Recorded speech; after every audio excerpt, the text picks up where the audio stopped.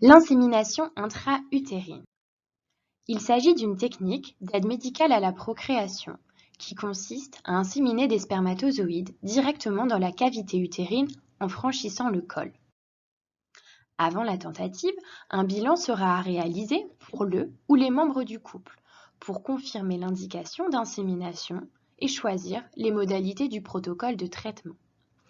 On vérifiera votre dossier administratif, les sérologies et les consentements. Une fois le dossier complet, les secrétaires vous enverront par courrier postal les ordonnances de traitement. L'insémination utérine comporte une stimulation de l'ovaire par injection d'hormones, puis une injection de sperme dans l'utérus. Enfin, une fécondation qui a lieu naturellement. La stimulation ovarienne est une stimulation dite douce pour faire maturer 1 à 2 follicules. Elle a lieu avec les injections d'un traitement hormonal qui est à réaliser vous-même ou pour une infirmière dans un pli du ventre ou des cuisses. Le traitement est à réaliser tous les soirs à la même heure pour une durée de 12 à 15 jours en moyenne. Le type de produit sera déterminé par votre médecin. Il existe plusieurs produits comme vous pouvez le voir dans ces vignettes. Au moment du cycle de stimulation, vous devrez contacter les infirmières du service de FIV au premier jour des règles. Un mail est alors envoyé à l'adresse mail suivante. Elles vous donneront sous 72 heures le jour pour débuter les injections du traitement hormonal et la date du premier rendez-vous de monitorage pour la surveillance. Les rendez-vous de monitorage ont lieu au 2e étage de la maternité de l'hôpital Tenon. Il s'agit d'une prise de sang qui sera faite par les infirmières entre 7h et 9h environ avec un dosage hormonal. Puis une échographie pelvienne qui sera réalisée par les médecins entre 8h et 9h environ. Il s'agit d'une échographie par voie vaginale, pensez à bien vider votre vessie. Les consignes de traitement vous seront données par les médecins à la suite de l'échographie. Néanmoins, vous pouvez être rappelé en début d'après-midi pour réadapter les traitements. Pensez à bien garder votre téléphone allumé. La surveillance dépendra de votre réponse ovarienne à la stimulation. Il peut donc y avoir entre 1 et plusieurs rendez-vous. L'étape finale de la maturation de l'ovulation est appelée le déclenchement. Elle a lieu spontanément ou par un traitement hormonal avec un autre type d'injection après les consignes médicales. L'insémination aura lieu entre 1 à 2 jours après le déclenchement selon les données médicales.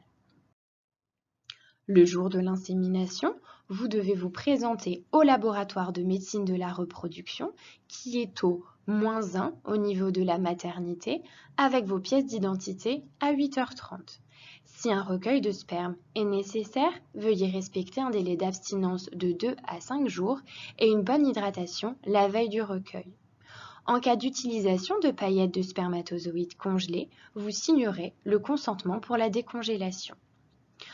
L'insémination aura lieu en milieu de matinée.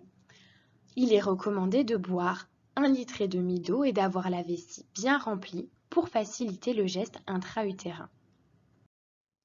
L'insémination intra-utérine aura lieu dans une salle dédiée. Nous vous installerons en position gynécologique, puis il sera posé en spéculum. Enfin, il sera introduit à l'intérieur de l'utérus, par les voies naturelles, un cathéter contenant la préparation de sperme qui sera déposé. Il s'agit d'un geste rapide et indolore. Après l'insémination, vous débuterez le traitement par progestérone qui a été prescrit sur votre ordonnance. Il sera à poursuivre jusqu'au test de grossesse. Vous devez avoir une vie normale, sans restriction particulière, éviter de boire de l'alcool et de fumer.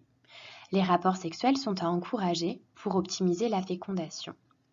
En bref, après le geste, vous avez en votre possession l'ordonnance pour réaliser par prise de sang le test de grossesse 13 jours après l'insémination, une ordonnance pour réaliser une échographie en cas de test de grossesse positif, et une ordonnance pour débuter un nouveau traitement de stimulation en cas de test de grossesse négatif.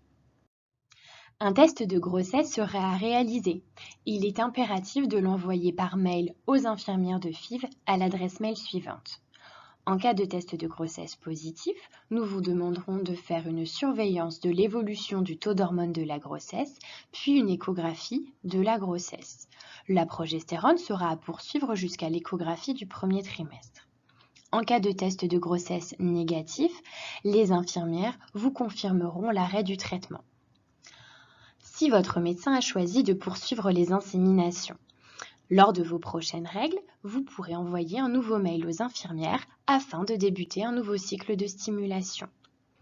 En l'absence de consigne médicale, veuillez le contacter en envoyant un mail au secrétaire pour définir avec lui la suite de la prise en charge.